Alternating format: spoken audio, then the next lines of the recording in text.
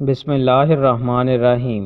رسول اللہ صلی اللہ علیہ وآلہ وسلم نے ارشاد فرمایا، اللہ کی قسم اگر میں کسی بات پر قسم اٹھا لوں اور پھر اس کا غیر اس سے بہتر جانوں تو انشاءاللہ میں اپنی قسم کا کفارہ دوں گا اور اس سے بہتر کو اختیار کر لوں گا۔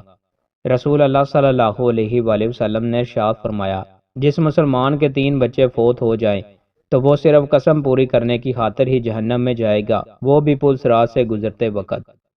رسول اللہ صلی اللہ علیہ وآلہ وسلم نے ارشاد فرمایا، وہ امام تمہیں نماز پڑھائیں گے، چنانچہ اگر انہوں نے درست پڑھائی تو تمہارے لیے اجر ہے، اور اگر انہوں نے غلطی کی تو تمہارے لیے اجر ہے اور ان پر گناہ ہے۔ رسول اللہ صلی اللہ علیہ وآلہ وسلم نے ارشاد فرمایا، حیا ایمان کا حصہ ہے اور ایمان والے جنت میں ہوں گے، جبکہ فحش گوئی برائی ہے اور برائی والے جہنم میں جائیں گے۔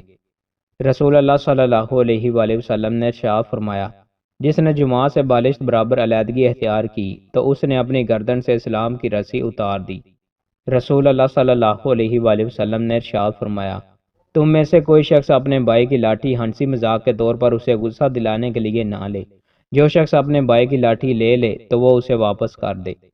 رسول اللہ صلی اللہ علیہ وآلہ وسلم نے ارشاد فرمایا، جو شخص حج کا ارادہ رکھتا ہو تو وہ جلدی کرے۔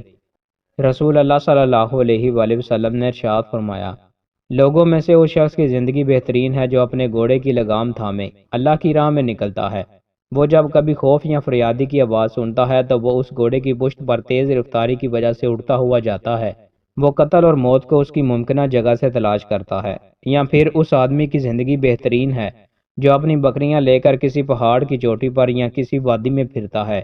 وہ نماز پڑھتا ہے، زکوٰۃ ادا کرتا ہے اور موت آنے تک اپنے رب کی عبادت کرتا رہتا ہے، یا دیگر لوگوں سے خیر و بھلائی پر ہے۔ دوستوں، مزید اچھی ویڈیوز کے لیے ہمارے چینل کو سبسکرائب لازمی کریں۔ بہت شکریہ۔